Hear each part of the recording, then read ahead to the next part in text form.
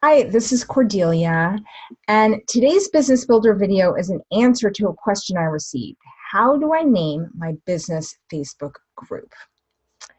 So that's a really good question. I did a video on the difference between having a Facebook page for your business versus a group, and I'll put a link to that in the comments.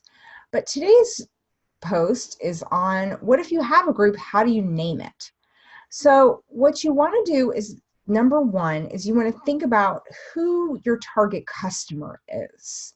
And it's really important that you think about who's actually going to be paying the bills, right? So, for example, if you have a dance studio for children, your target customer is actually the parents of the children because they're the ones who are paying the bills, right? So sometimes you just want to make sure you really get to the person writing the check and that's the customer you're defining. So who is your customer? And really that's called your avatar as a marketing term. But who are they? What gender? What do they like? What are they interested in? And so you want to name your group something that is clear so that if they are looking for information or community, that they can find it. And I'm going to show you how to do a Facebook group search in a few minutes. But let me give you go back to the dance studio example. So let's say you have a dance studio in the Netherlands, okay, or wherever you have it in the US, doesn't matter, in the city that you're in. Let's say it's in Amsterdam or New York or wherever your thing is. You want to appeal to, most likely you're wanting to create community that's local because most likely your students are going to be, in the area of your business. Now, some businesses, like if you're a consultant or service provider or something like what I do, you can help people all over the world. So then you don't need to name your group something geographically oriented.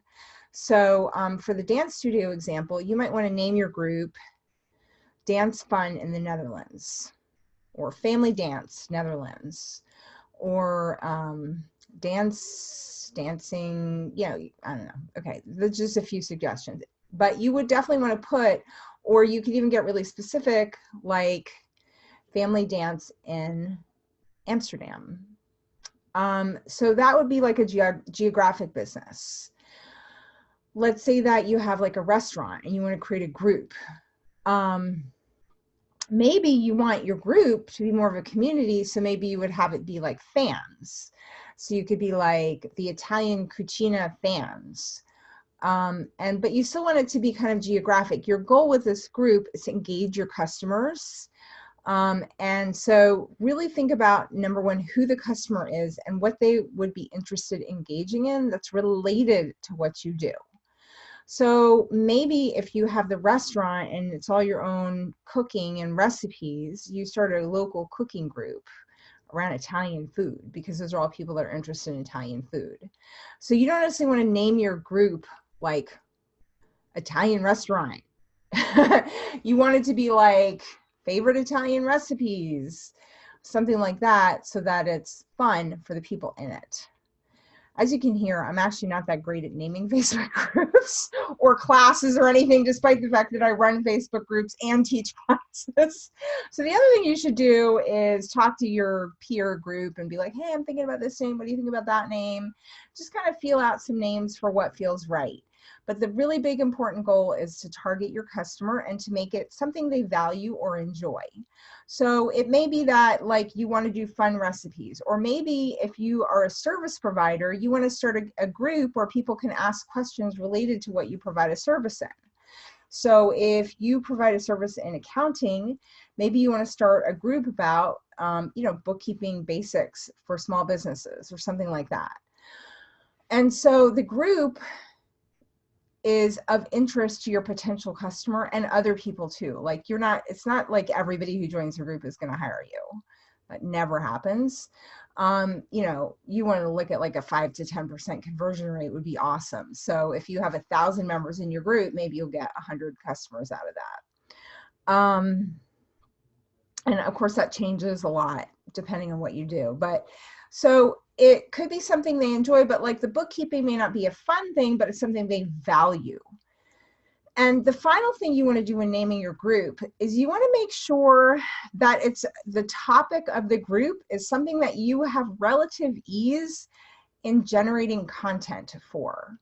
So you might not want to call it, you know, senior like advanced tax law topics for accountants, because that would be really hard to, like, for me, that seems like it'd be really hard to come up with content. Now, maybe that's your target demographic, you know a ton about that, you can post a new law every day. But you want the content of your group to be relatively easy for you to create. So whether it's, you know, I set up Google Alerts, which is where it alerts me to news stories. So I have alerts by topic. And so every day I get an email with stories from all over the internet about the different topics. And so it's real easy to scan through, find a relevant article, post it in a group. I always vet everything and make sure it really is relevant. So, you know, I don't just post random stuff. But that's one way to come up with content.